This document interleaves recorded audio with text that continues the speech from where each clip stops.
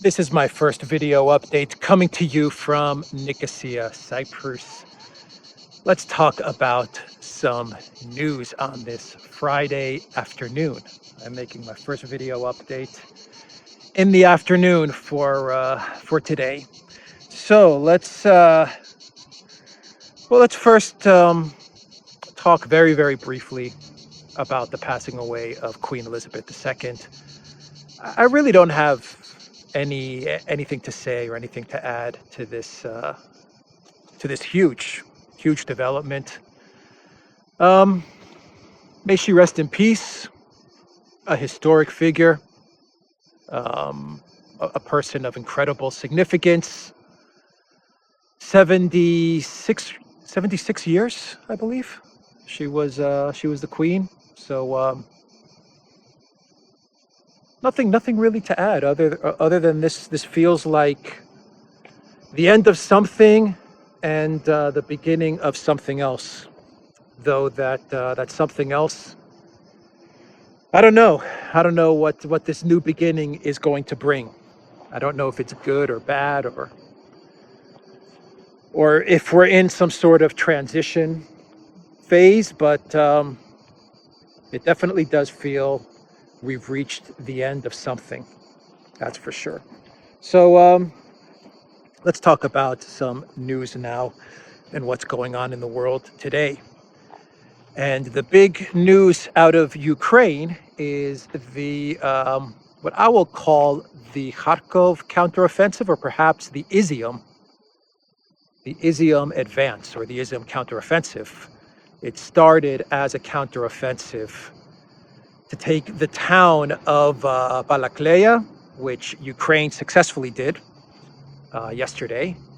They took control of that town. And now a Ukrainian force, during yesterday and today, a Ukrainian force of around 9,000 troops, from what I've read.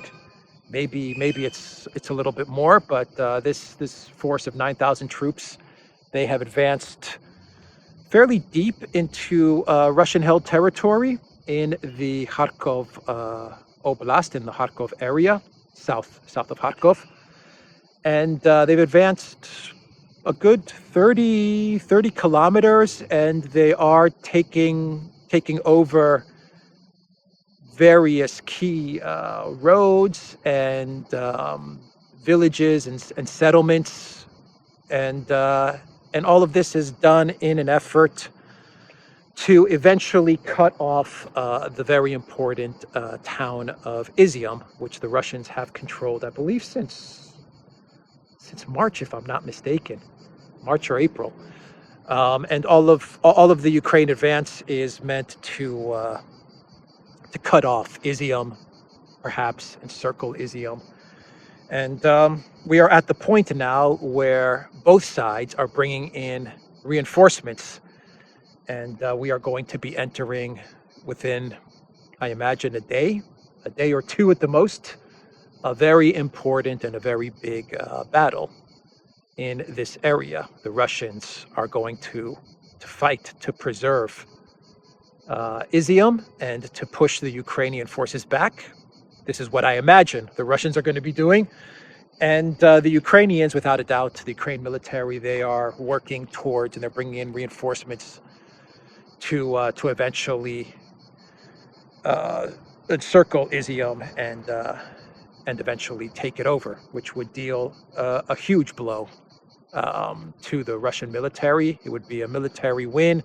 It would deal an even greater psychological and morale blow, not only to the Russian military, but I believe to the entire Russian Federation, the entire Russian public.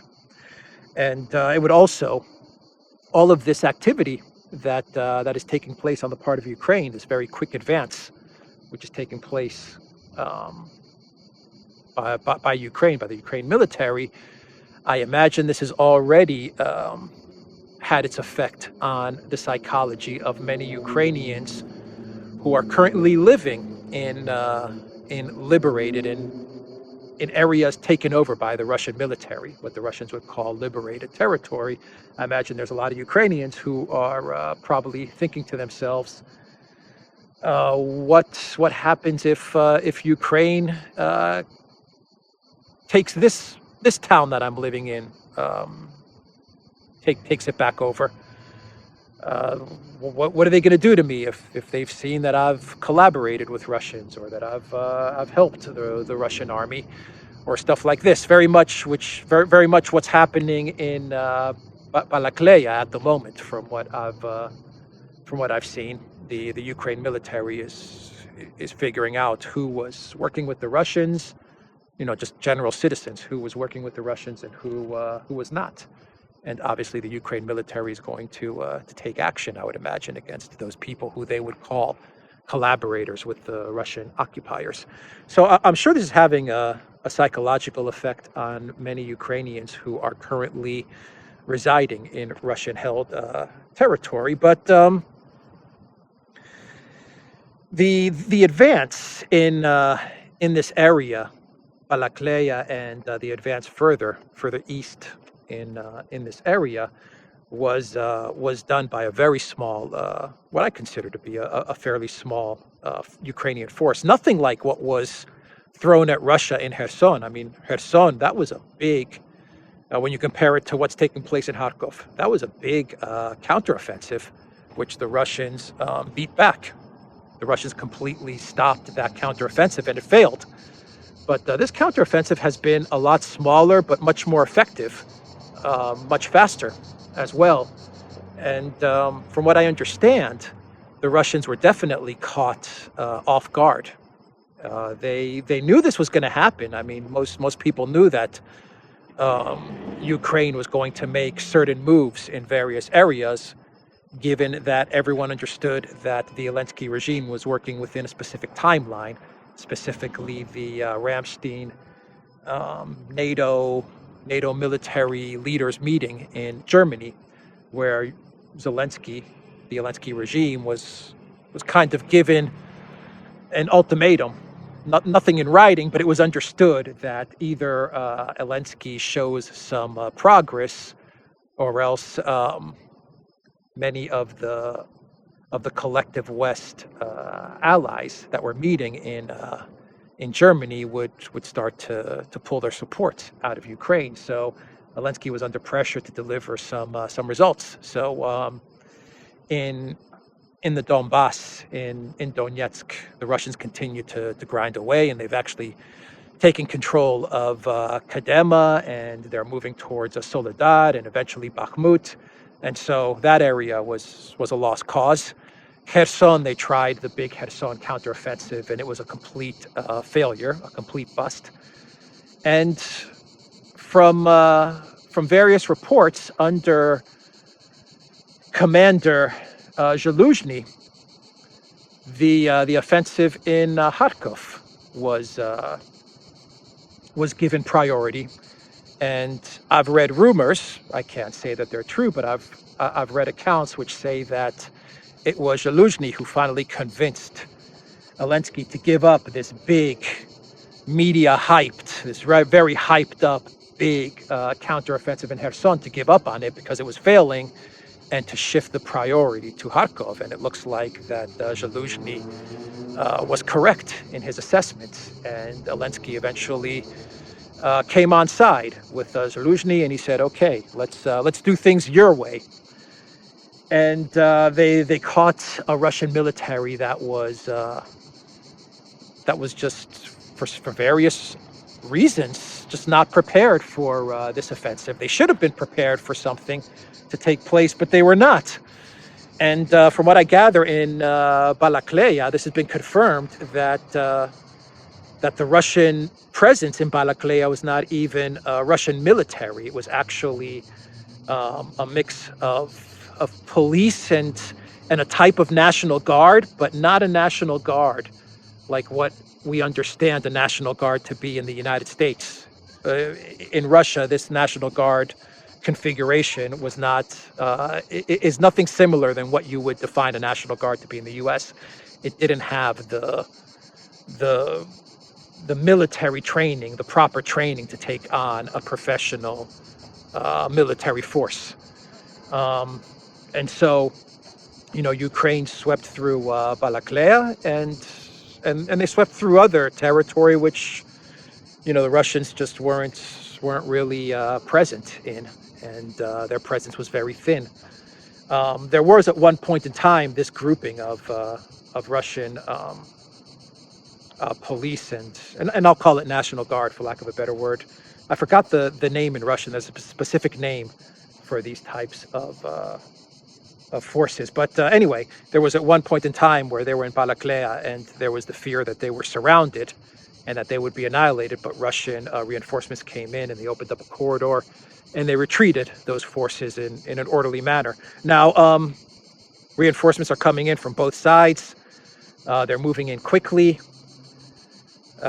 Expect a very big battle to take place, I would imagine, in the next day or two. Until then, I will say that I expect many more Ukraine victories, gobbling up certain villages or roads or territory, until we get to the point where both sides have their reinforcements in place, and we're going to see the counter offensive from Russia coming up. At least that's what I expect. That's what I expect to happen. Not 100% that Russia is bringing in all these reinforcements for a counteroffensive, but that's what I imagine you're going to see. And I imagine the Russians' goal is to roll back the Ukraine military from all of these territorial gains. But either way, whatever happens, and I expect the Russians to roll the Ukraine military back. Maybe not, but that's what I will say is the most likely thing to happen. I could be wrong, and let's wait another day or two. But whatever does happen, even if Ukraine gets rolled back, the Ukraine military, the Zelensky regime, they achieved a big victory here, and they finally mounted a successful counteroffensive. The Ukraine military hasn't had a successful counteroffensive since 2015, I think, is the last time Ukraine actually mounted a counteroffensive that yielded any type of results. So they were successful in actually getting a counteroffensive to deliver results. They achieved a psychological victory in that they were able to push the Russians back and to regain territory and certain key cities and certain key towns and settlements. And they managed to deliver on this. They managed to deliver forward momentum at the exact time that the collective West specified. The collective West said you have to deliver results by this day, and they managed to get it done. And by managing to get it done, I believe they've extended the war out. Now they will get more money. They will get more weapons. The Pentagon is giving them $675 million more in weapons. The Department of State, Blinken, he flew into to Kiev. No doubt that when Blinken saw the progress that was taking place in Kharkov, no doubt that he said, "Let's fuel up the jet. I'm flying to Kiev." And he shows up in Kiev and he brings $2.2 billion. $1 billion of that is going to Ukraine, and it's going to be given to Ukraine in the form of long-term investments, which basically means the washing of the money, the laundering of the money, the money going to certain oligarchs and stuff like that. But either way, $1 billion to Ukraine, and then another $1.2 billion to other countries that Blinken described as countries that face possible Russian aggression. And I want to pull the list of countries that are going to get half of the $2.2 billion that Blinken brought to Kiev. Just the fact that Blinken went to Kiev, that he flew into Kiev when all of this was taking place is also a psychological victory for the collective West. It kind of pours salt in the wound of the Russians, right? They're seeing the Ukraine military advance very quickly, And this goes against the Russian narrative of a slow advance. They're seeing the Ukraine advance be very fast. And then they see Anthony Blinken just casually fly to Kiev and sit down with Zelensky. Nothing going on, no problem. We're able to come to Kiev. I'm able to talk to Zelensky. There's no Russian threat here. There's no Russian retaliation against command centers that we've heard about for so long. None of this stuff. He strolls into Kiev and he meets with Zelensky and brings a bunch of money, and half of that money is going to be dished out to a lot of NATO members, Eastern European countries, EU member states, EU candidate states, and various countries that the U.S. has been trying to persuade to open up a second front against Russia. Specifically, money is going to be given to Moldova and Georgia. Moldova and Georgia could be looking at this and saying, maybe it's not such a bad idea to poke the bear. Maybe the bear is all is all bluster, is not serious. They're just a lot of talk but no action. And maybe Moldova or Georgia, they're going to see this money coming in from Blinken and they're going to say, let's talk, Anthony, let's talk. And, what do you want us to do? What do you need from us? So, money's going to be given to Albania, Bosnia, Bulgaria, Croatia, Czech Republic, Estonia, Georgia, Greece, Latvia, Lithuania, Moldova, Montenegro, North Macedonia, Poland, Romania, Slovakia, Slovenia, and the breakaway Serbian province of Kosovo. So, not a good development for Serbia either. You look at all of these countries, these are all the countries that surround Serbia as well. And so NATO, wannabe NATO countries, EU member states, they're also going to look at what happened here in Kharkov, and they're going to feel more confident that they're on the winning side, on the right side. And they're going to feel very, very happy to get more money from the United States. More security guarantees, more money, and perhaps that emboldens them a little bit more. Perhaps this emboldens Kosovo, Metohija. Perhaps this emboldens Moldova and Georgia. Greece against Turkey. Turkey's not on this list. Greece is on this list. So there's various pieces being moved here, but the Zelensky regime, the Ukraine military, they pulled out the victory that the collective West needed, because if they weren't able to pull out a successful counteroffensive, to pull off a successful counteroffensive, then you might have been looking at many EU member states and many NATO countries, stepping back from their support of this conflict. And now you're going to probably see the reverse. You're going to probably see a lot of the Baltic countries and a lot of these countries that I just named off feel more emboldened to poke at Russia and to provide more military and hardware and assets and money and whatever other stuff they can to Ukraine. So all in all, whatever happens in the next couple of weeks, I expect, if things go according to how I see them going, I expect the Russians to push back the Ukrainian military back to the lines that existed before this counteroffensive. But the damage has been done. The Russian military was caught flat-footed, and the optics of Putin and Shoigu and all of the Kremlin officials in the Vostok in the east, taking part in the economic forum, giving speeches about the end of the collective West empire, hegemony, the US dollar, all of these things, coupled with the Vostok 2022 war games. The optics of them being so far away while this was taking place is not a good look for Putin and the Kremlin. And he is the president, and the buck stops with him. So my final thoughts on this is that it's going to be interesting to see if Putin finally realizes, if the Kremlin finally realizes that this is indeed a war, that they're fighting against NATO. The countries that I named off, the money that they're getting, the support that they're getting from the United States, these are A lot of these countries are the NATO countries. And this is a fight against NATO. It's being fought in Ukraine with a Ukraine NATO proxy army, but Russia needs to understand, the Kremlin needs to understand that they are fighting against NATO. And I understand that the Kremlin has put a lot of constraints on the Russian military as they fight this special military operation. They still haven't even called it a war yet. As they conduct this special military operation, they have a lot of constraints engaging with NATO, this NATO proxy.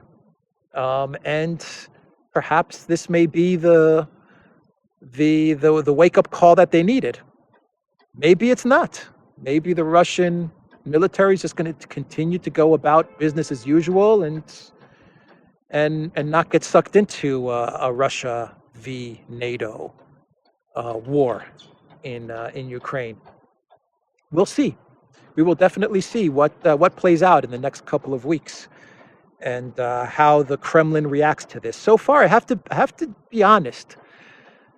For all of the talk that we have heard from people like Medvedev or other officials in the Kremlin who have said, if you strike at Crimea, or if you strike at the Russian Federation or Russian Federation territory, we're going to hit your command centers, or we're going to strike at this or that.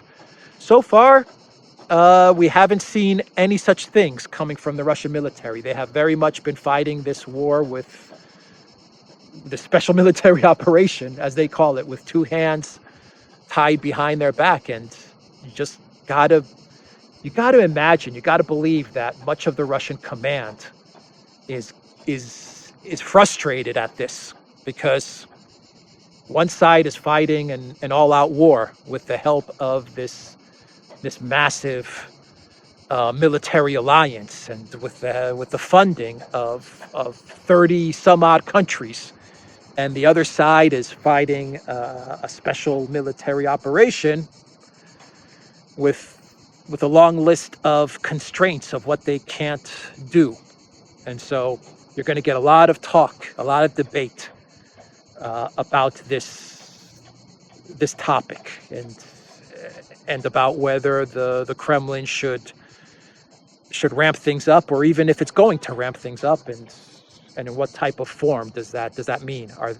Are they just going to allow Ukraine and NATO to escalate while they continue to move at the pace that they're moving, or will they start to escalate? So dangerous times ahead. It's going to be an interesting next couple of weeks, and in the next couple of days, expect a lot more territory to be taken by the Ukraine military, until we start to see the reinforcements come into place, and we start to see a pretty significant fight get underway.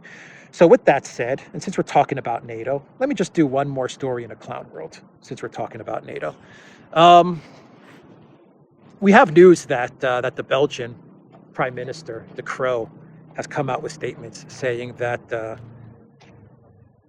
EU, he's kind of echoing what Ursula said, that the EU needs to place a ban on all LNG coming into Europe, not just Russian LNG, all LNG. So I thought that was interesting. Most likely you're going to see the EU ban all LNG, or put a price cap on all LNG.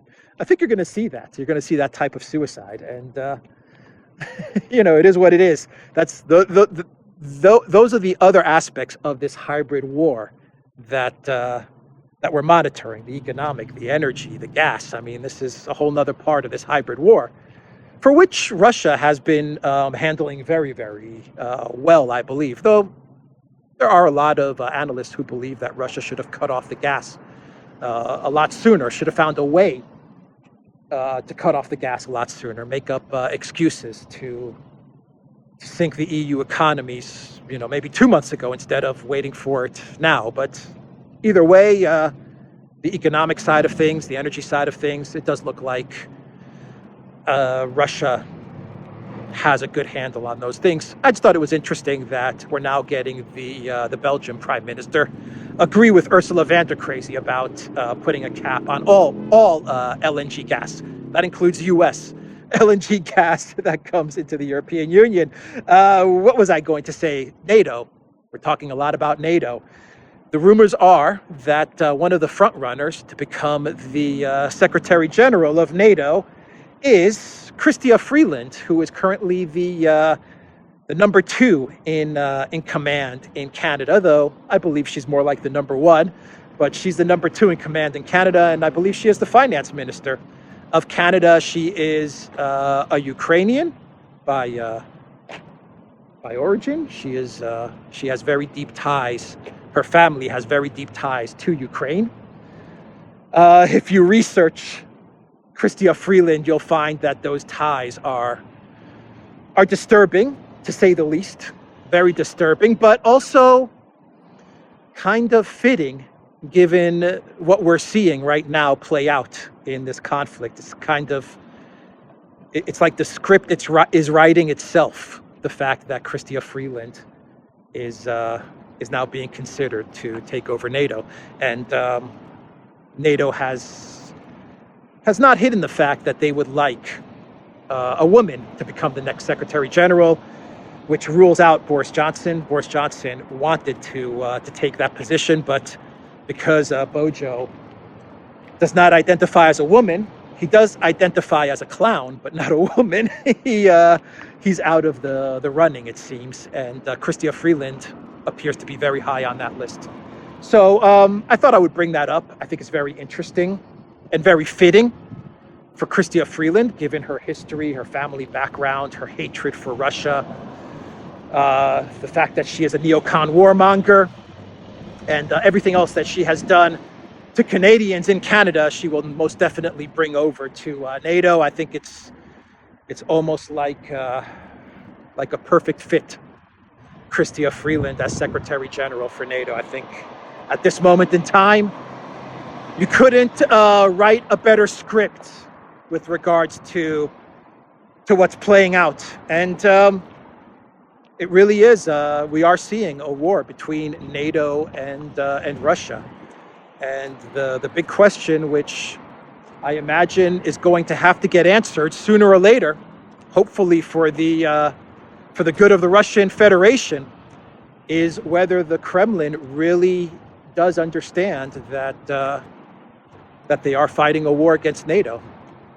It's nice to use the terms that Putin uses often by saying our partners in the West and our partners here. And when all of this, when everything is said and done, we're confident that we will find common dialogue again with the Europeans and with the West. You know, you hear those statements a lot. You still hear them today.